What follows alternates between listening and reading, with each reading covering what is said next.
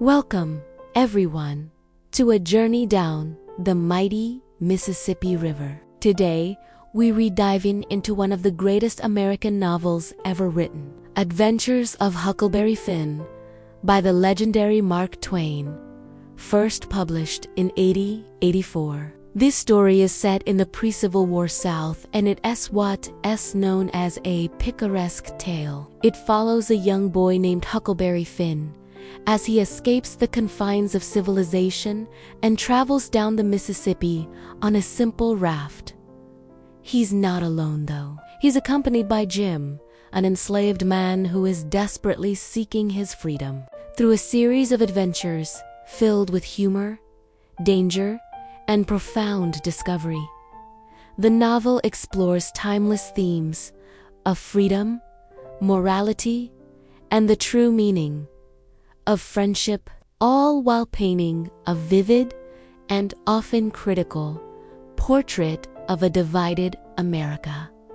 So, grab a spot on the raft and let's get started. Our story begins in the small, fictional Missouri town of St. Petersburg, where our narrator, the one and only Huck Finn, picks up right where we left him in the adventures of Tom Sawyer. After finding a small fortune, Huck is now living with the kindly but very strict widow Douglas and her sister, Miss Watson. They are determined to civilize him, which means teaching him proper manners, religion, and how to behave like a gentleman. But Huck isn't having any of it. He'd much rather be fishing, wandering through the woods, or sleeping under the stars than praying or wearing starched, clean clothes. This rebellious spirit, this deep-seated yearning for freedom, really sets the stage for everything that's about to happen. Then, one night, his life takes a dark turn. His drunken and abusive father, Pap Finn, suddenly reappears. Furious that Huck has money and is getting an education, Pap kidnaps him and locks him away in a remote cabin in the woods. For weeks, Huck is trapped, enduring his father's cruelty.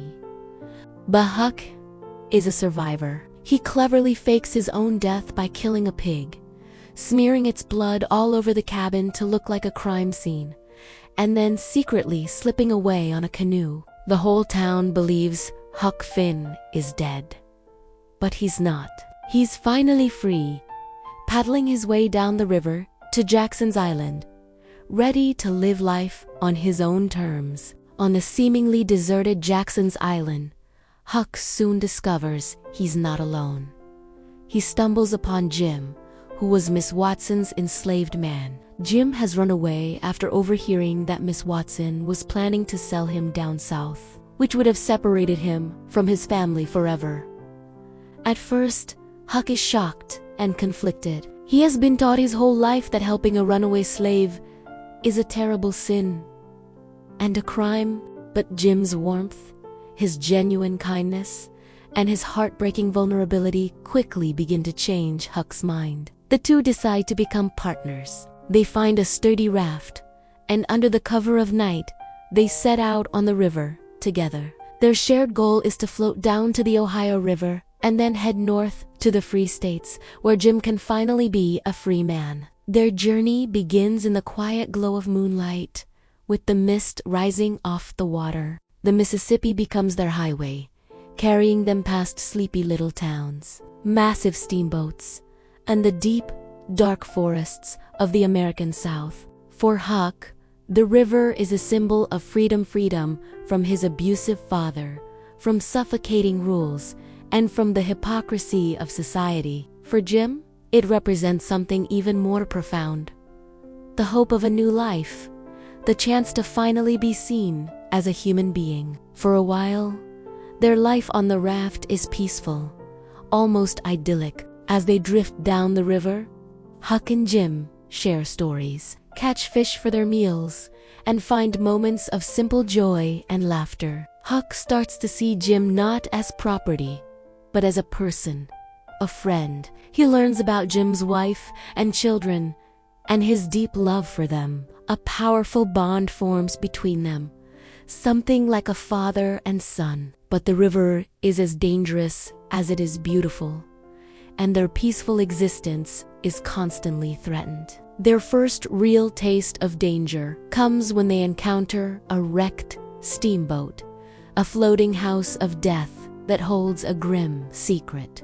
Against Jim's better judgment, Huck's adventurous spirit draws them aboard to explore. Inside the wreck, they overhear two criminals discussing a third, who they plan to leave for dead. Huck and Jim manage to escape just in time, but it's a terrifying close call that reminds them of the dark side of human nature that exists beyond their little floating paradise. This encounter marks a turning point. It's the first of many tests they will face. Not long after, a thick fog rolls in, separating Huck and Jim on the river. Huck, in his small canoe, gets lost for hours. When he finally finds the raft again, he decides to play a cruel trick on Jim, pretending the whole thing was just a dream. When Jim realizes Huck has lied to him, he's not angry, but deeply hurt. He tells Huck that a real friend wouldn't make a fool out of him like that. Seeing Jim's pain, Huck feels a profound sense of shame and, for the first time, apologizes to a black man, a truly revolutionary act for a boy of his time and place. This moment deepens their bond and marks a huge step in Huck's moral growth. He's starting to listen to his own heart, not just the twisted rules of society. Their journey continues, and so do the challenges. Huck and Jim are constantly on the lookout for slave catchers. One night, a group of men in a skiff paddle up to the raft, looking for runaway slaves. Huck's conscience is at war with itself. Society tells him to turn Jim in. His heart tells him to protect his friend. In a moment of quick-thinking brilliance, Huck saves Jim by lying to the men. He hints that his family on the raft has smallpox, a dreaded disease. The men, terrified of getting sick, give Huck some money out of pity and quickly paddle away. Huck feels guilty for doing something wrong, but he also feels a sense of relief and resolve. He decides that if protecting Jim is a sin, then he'll just have to be a sinner. He is choosing his friendship with Jim over everything he's been taught. But their troubles are far from over. In a catastrophic event, a huge steamboat smashes directly into their raft in the middle of the night, destroying it and flinging Huck and Jim into the dark, churning water. They are separated again, and Huck washes ashore alone, finding himself in front of a large, stately home.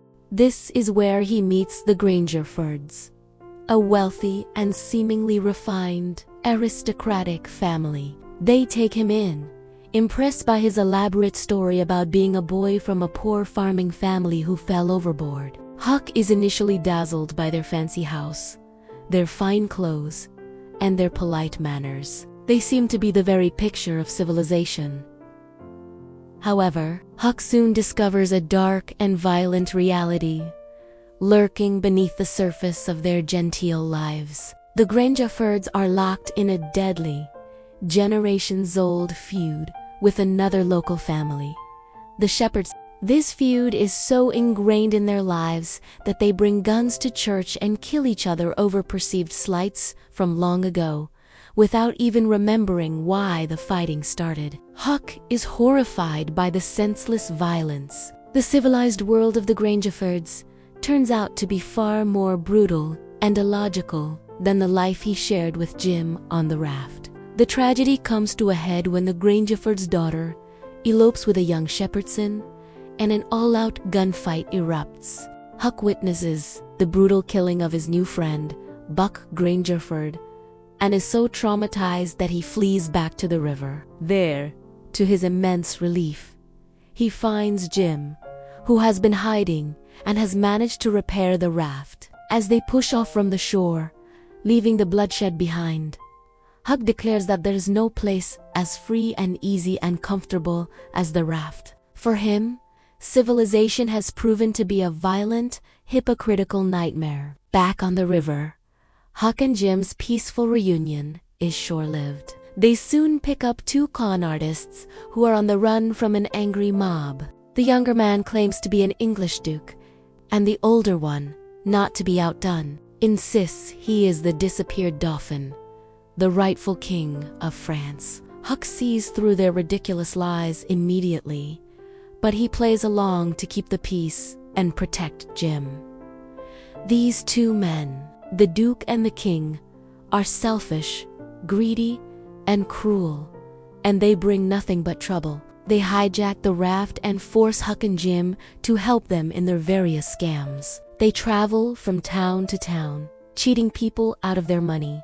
In one town, they put on a terrible theatrical performance that they call the Royal Nonsuch, which is so bad that the audience, feeling ripped off, decides to trick the rest of the town into coming to see it too. Their scams escalate from petty cons to something far more sinister. The King and Duke learn about the recent death of a wealthy man named Peter Wilkes.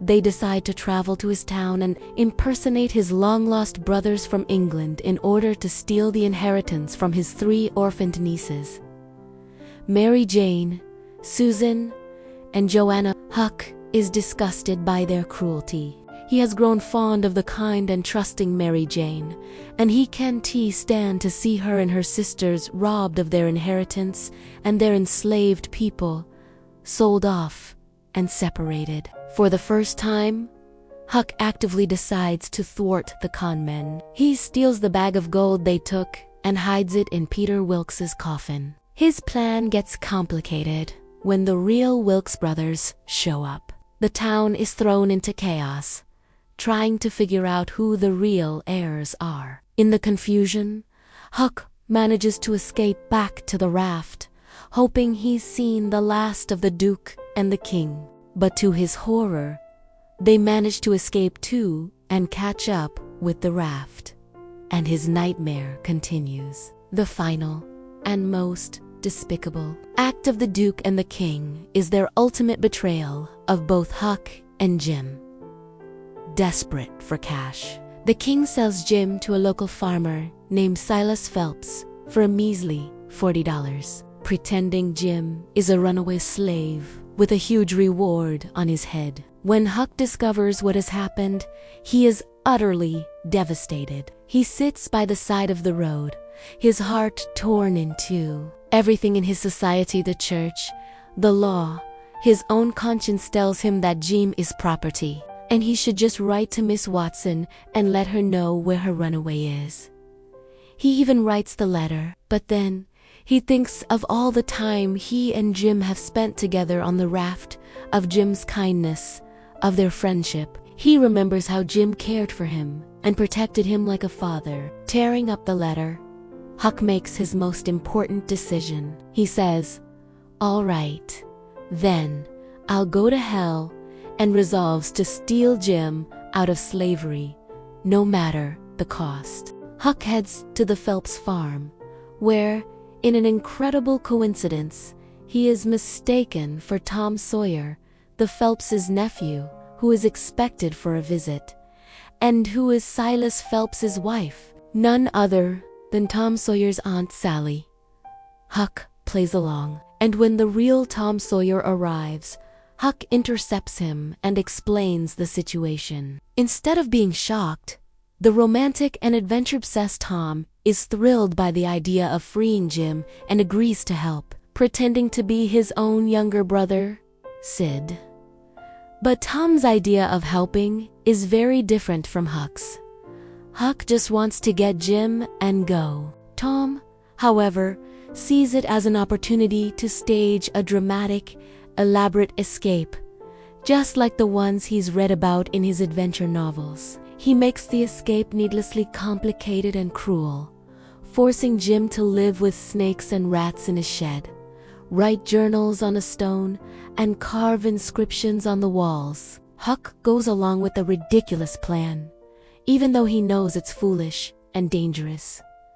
The great escape goes horribly wrong. On the night they finally sprang Jim from the shed, Tom is shot in the leg by the farmers who are chasing them. Jim, seeing that Tom is badly hurt, refuses to escape to freedom. Instead, he risks his own life and capture to stay behind and help the doctor tend to Tom's wound. This selfless act proves Jim's incredible nobility and loyalty once and for all. When Tom finally wakes up, he reveals a shocking secret he has been keeping the whole time. Miss Watson had actually died 2 months earlier and, feeling guilty, she had set Jim free in her will. Jim has been a free man all along. Tom's elaborate escape was just a game. At that same moment, Aunt Polly, Tom's guardian, arrives, having worried about him, and she confirms the whole story, revealing Huck and Tom's true identities. With everything revealed, our story comes to a close. Jim is finally, officially, a free man, and he has one last piece of news for Huck. He tells Huck that the dead man they saw in the floating house way back at the beginning of their journey was actually Huck's own pap. Huck no longer has to fear his father. He is truly free. But despite this, when Aunt Sally offers to adopt and civilize him, Huck decides he's had enough of civilization. He plans to light out for the territory, to head west to escape society and its rules once and for all. And so, the adventures of Huckleberry Finn end, not with a neat little bow, but with the promise of more adventures to come, forever seeking that true and untamed freedom. Thank you so much for joining me on this journey down the Mississippi with Huck and Jim. Es a story that es as powerful and relevant today as it was over a century ago. If you enjoyed this summary, please hit that like button, and don't forget to